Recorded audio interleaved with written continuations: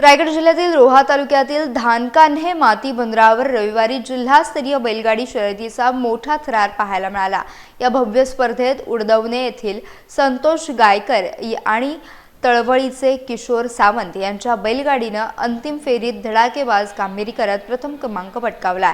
स्पर्धेच्या सेमीफायनलमध्ये सुनील कासार तर क्वार्टर फायनलमध्ये चंद्रकांत लहाने यांच्या बैलगाडीनं बाजी मारली।